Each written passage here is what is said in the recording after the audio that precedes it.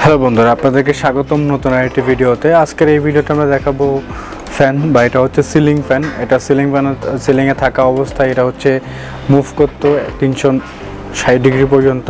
তো আজকে আমরা সেই ফ্যানের ভিতরে কি আছে দেখবো। ফ্যান হচ্ছে খুবই একটা ইলেকট্রিক ডিভাইসের মধ্যে ফ্যান হচ্ছে সবথেকে ইম্পর্টেন্ট জিনিস। মানুষের বাসা বাড়িতে, অফিস আদালতে সব জায়গায় ব্যবহার করা হয়।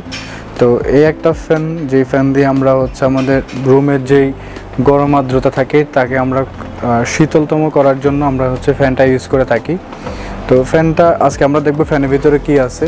তো একটা ফ্যানের মধ্যে কি থাকে সেটা আমরা দেখব। এটা হচ্ছে আমার পুরাতন একটা ফ্যান। তো আমরা পুরাতন ফ্যানের ভিতরে দেখব কি জিনিস থাকে। পুরাতন নতুন বলতে কি প্রত্যেকটা ফ্যানের সেম জিনিস থাকে।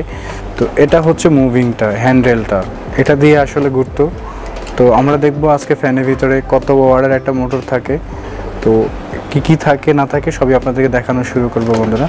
তো সর্বপ্রথম আমি হচ্ছে এটা খোলার ট্রাই করবো ফ্যানের। তো এটা আমি খুলে নিচ্ছি, ভিডিওটা লং হবে বলে আমি আপনার ভিডিওটা শর্ট করার জন্য খোলাটা আমি আপনাদেরকে সম্পূর্ণ দেখাবো না, খুলে আমি আপনাদেরকে আবার দেখাচ্ছি। তো বন্ধুরা, এটা হচ্ছে লক ছিল ফ্যানের, বা স্ট্যান্ড বা পাদানি বলা যেটা বলা হয়, যেটা দিয়ে হচ্ছে ফ্যানটা লক করে থাকে।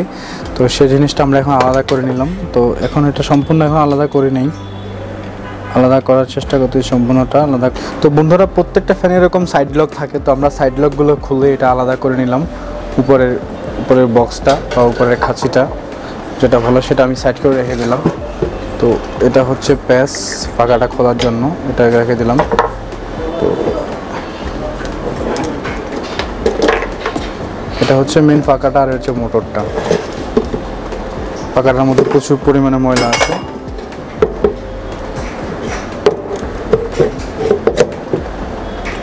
তো এর মধ্যে একটা ব্যারিং আছে, সাইড ব্যারিং।